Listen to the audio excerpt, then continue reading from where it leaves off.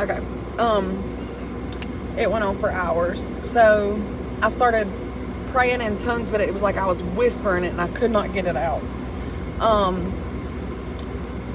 remember it got louder and louder and louder till I finally screamed praying in tongues. And I know there's a lot of controversy. We'll get into that later. But anyways, I came to.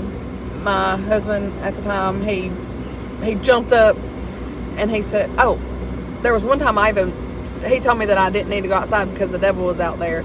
And I said, well, if the devil's telling me the devil's outside, I need to go outside. So I walked outside and it was pitch black. Nothing was out there. The house that was in front of us was gone.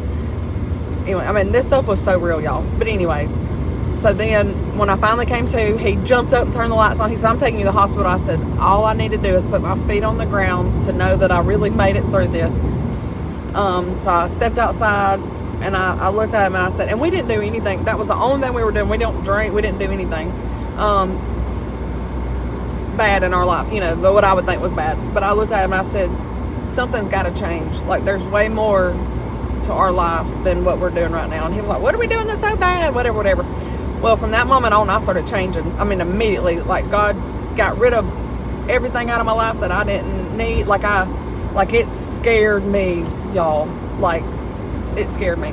I quit everything that wasn't of God. I got rid of clothes. I got rid of stuff. I mean, everything. Okay. Anything that wasn't of God, it got out of my house. Now, I will say this. My marriage fell apart. We got further apart. The closer I got to Jesus, the further I got from him. I don't know. But you know what? That was a price I was willing to pay, because I know in my heart that if I choose Jesus over anybody or anything, God, he's going to work it out for me. I will say this too. Anybody that I've tried to put before the Lord has been taken from me, because he's wanting me to get to a place that I depend on him solely, that I don't depend on anybody else, any financially or emotionally or otherwise. He's wanting me to fully be dependent on him. And it sucks. I mean, it sucks to feel like you're alone. You don't have like people in this world, but I tell you what though, Jesus is always there when I need him.